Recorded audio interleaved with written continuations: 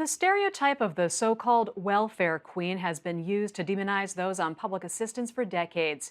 It's a politically potent image depicting an undeserving aid recipient getting rich on the backs of taxpayers. Politicians, including former President Ronald Reagan, have been accused of exploiting this image as a kind of racist dog whistle. Meanwhile, the original welfare queen that Reagan used as a basis for his caricature was based on a real person. The new book, The Queen, tells the story of a woman who went by many names, was accused of many crimes, and whose image as a Cadillac driving welfare recipient has lived on.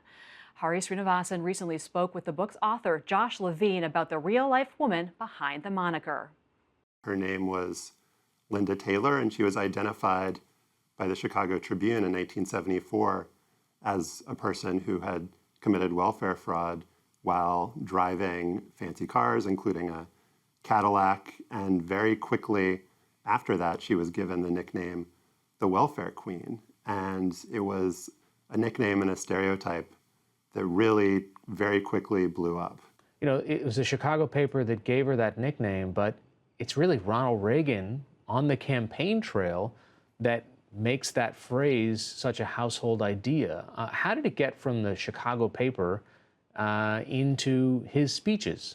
Reagan was looking for kind of outrageous stories about welfare. And this idea that there were welfare cheats out there was something that created outrage.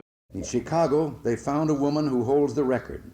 She used 80 names, 30 addresses, 15 telephone numbers to collect food stamps, Social Security, veterans benefits for 4 non-existent deceased veterans' husbands, as well as welfare. Her tax-free cash income alone has been running $150,000 a year. And he didn't say the phrase welfare queen in his speeches, but there was such baggage attached to welfare at that point that I think the electorate really understood what he was saying and really knew what he was talking about. Welfare has been an effective talking point for a whole generation of politicians. I have a plan to end welfare as we know it, to break the cycle of welfare dependency. When Bill Clinton said he wanted to end welfare as we know it during his 1992 campaign, that was enormously popular with people on both sides of the aisle. I think is partly responsible for his victory in 1992. And then when welfare reform passed in 1996, welfare went from being an entitlement to being temporary assistance. And if you're below the requisite poverty level, you still don't necessarily get benefits today. Tell us a little bit more about her. I mean, she was kind of a racial chameleon almost. In the 70s, she was coded as being black. People perceived welfare recipients at that point as being black, but some of the first stories about her noted that she could change her identity by changing a wig, that she could be black or white or Latina or Filipina. And this was seen as just another example of her deviousness. But as I found in my research, her history with race is far more complicated and in many ways sad. She was born in the Deep South and was rejected by her white relatives due to her, mixed race identity. She was somebody who was forced to pass because of the way growing up as a black person in a white family.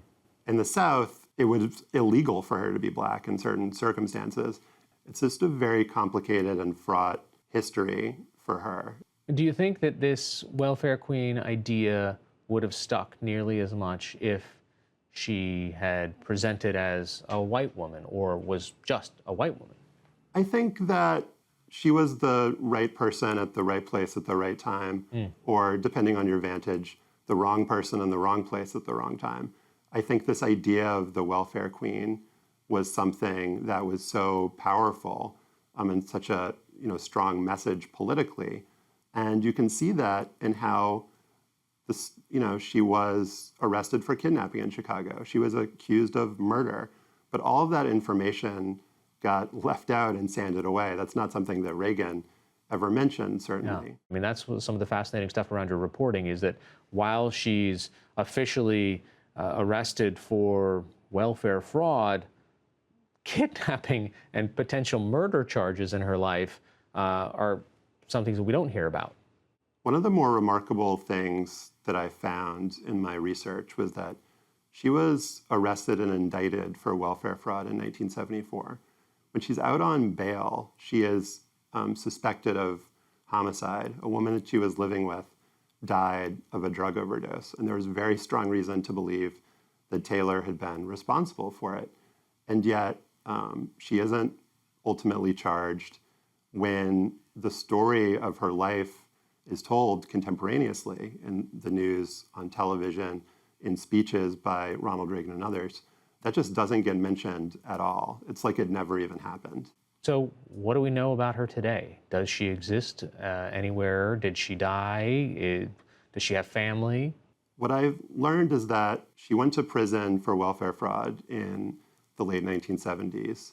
When she got out, she eventually moved to Florida, and in the 90s, she was hit with federal charges there, ended up incarcerated. She was eventually released, and her family took her back to Illinois, where she died in 2002 in total obscurity and under a different name.